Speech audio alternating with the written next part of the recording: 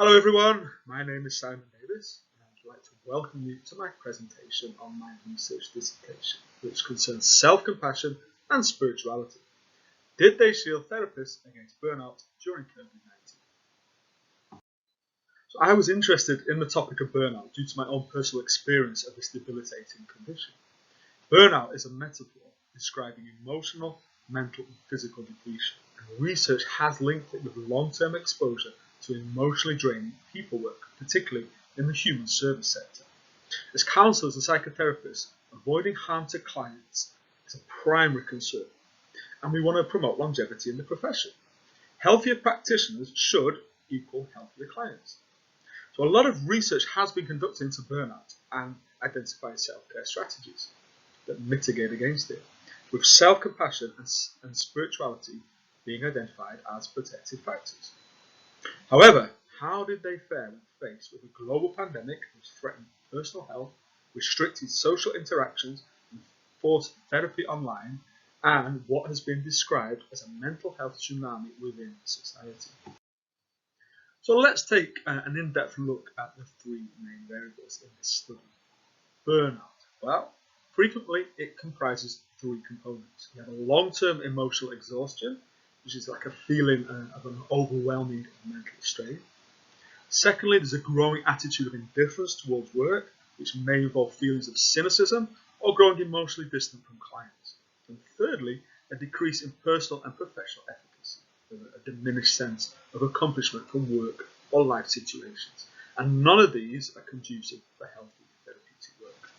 And the antecedents for burnout, they can be personal, like emotionally draining life events, or other personal factors like low self-esteem or maladaptive coping styles.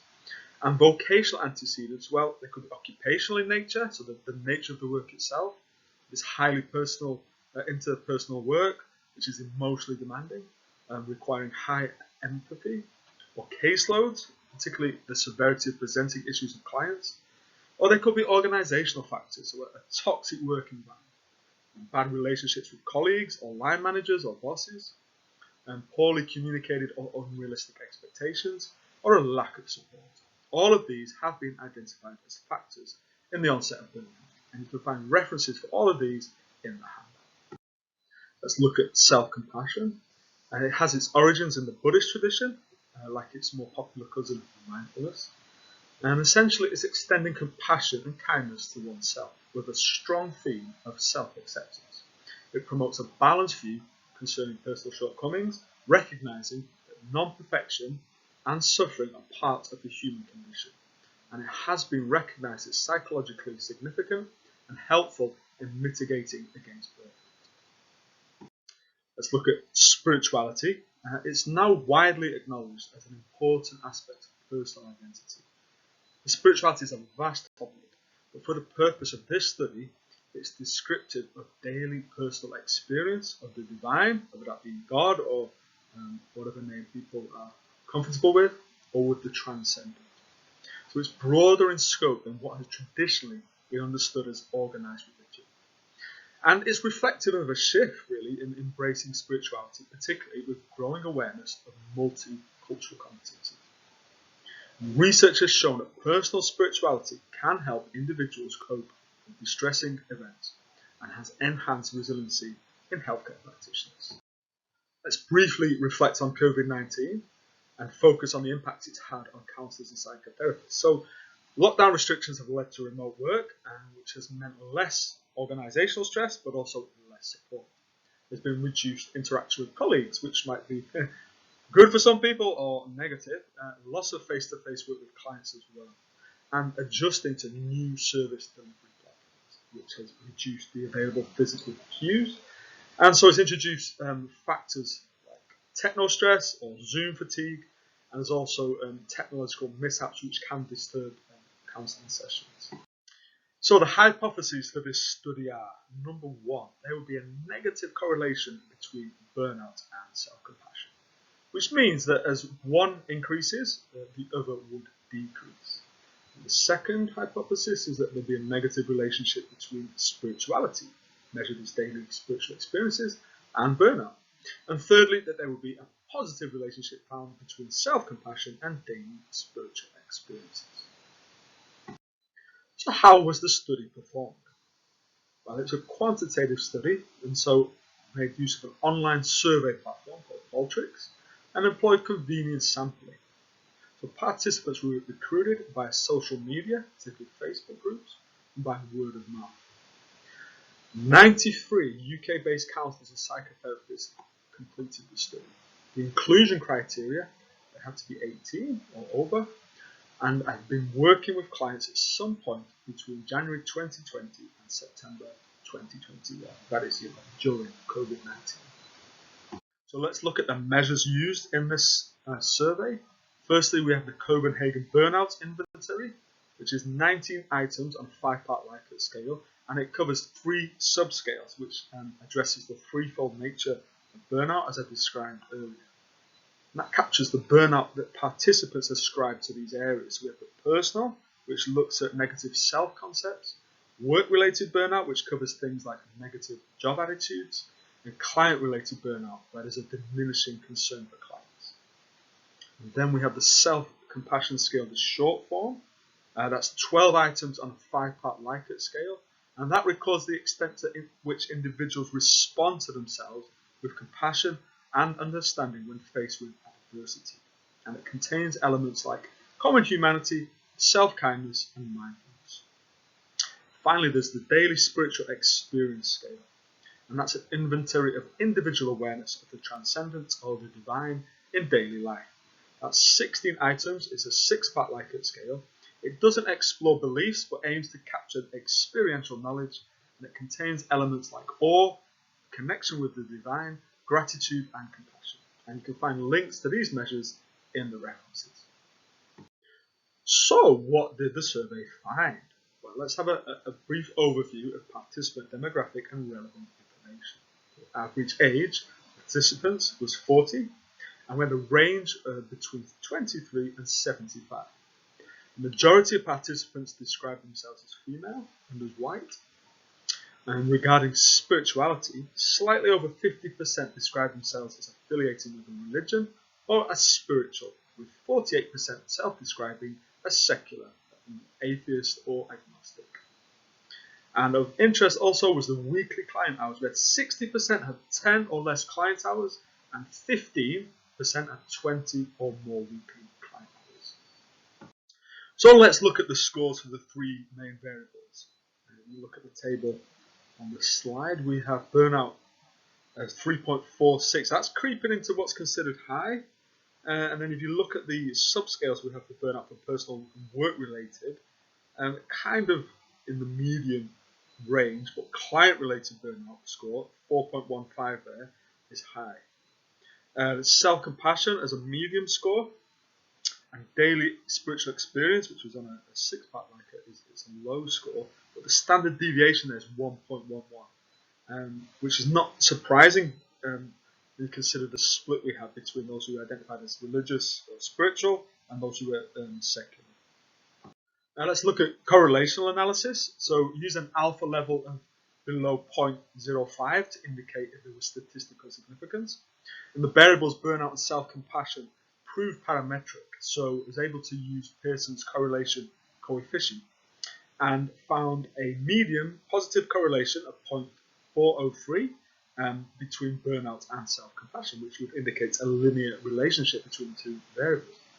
But daily spiritual experience, there's no significant correlations were found between it and burnout or with it and self-compassion. So what to make of these results? Well, this study has captured a snapshot of the perfect storm likely faced by UK counsellors and psychotherapists. They have faced personal risks to health, had to engage with new work conditions and new formats of service delivery, and with clients presenting greater severity of issues. All of these components of burnout as the subscales are captured. Now, the significant correlation that was found was unexpected. It was the opposite of what was hypothesized, and there are several possible explanations for this. Firstly, research shows that self-compassion mediates against over-identification with negative facets of oneself, but the high client-related burnout score suggests that it's failing to prevent the over-identification of the pain of clients, or possibly counter-transfer it. Research also supports a link between remote work and feelings of depersonalization. And without getting overly technical, the original measure used to test for burnout did include a depersonalization element. However, the CBI authors, that's the burnout measure used in this study, they decided that depersonalization warranted its own measure, so they removed it from their survey.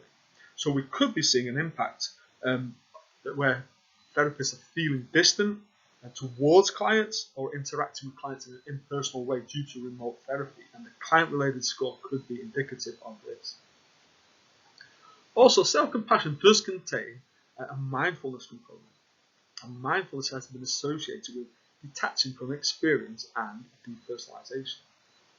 Self-compassion also raises self-awareness, and so practitioners just may be more aware of their own burnout and better equipped to articulate it. In fact, it might even be a byproduct of participating in this study, could be increased awareness of burnout. Self-compassion also raises awareness of our shared humanity with a belief in the interconnectedness of people. So the awareness of the pandemic and its impact on society, which has been revealed in sessions with clients, could lead to client-related burnout. And finally, self-compassion of participants could actually be sustaining them throughout this period, despite the high burnout symptoms that they have been experiencing. So let's consider spirituality. The lack of correlation found between daily spiritual experiences and the other variables, that could be attributed to the almost 50-50 split that we had between those who identified as spiritual or religious and those who were secular, which is reflective of the diversity of the UK profession. And additionally, most prior research was conducted in the US, which does have a different spiritual demographic. It could also be that subscribing to religion is simply not translating into daily experiences of the divine or the transcendent. And under the lockdown restrictions, religious gatherings were prevented. So the reduced interaction and participation in corporate acts of worship with the derived well-being could be a factor in the low daily spiritual experience scores and the lack of correlation found with the other two variables. Let's focus on the high client-related burnout scores found.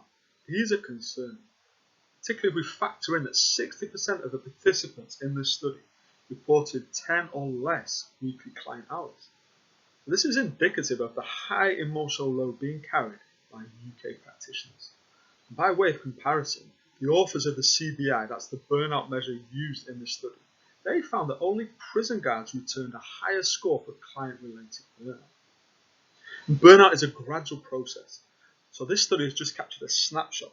So longitudinal studies would likely capture the fuller impact of COVID-19 on UK practitioners.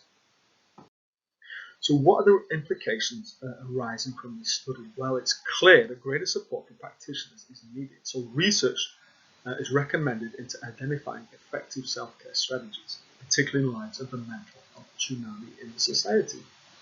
Now, it's unlikely that practitioners with a high caseload who may be struggling with burnout symptoms, that they would have the time or the capacity to partake in a voluntary survey.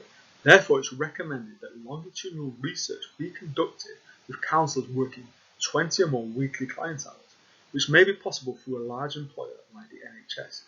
This is to gain a fuller picture of the impacts of the pandemic and to identify what protective strategies, if any, have worked.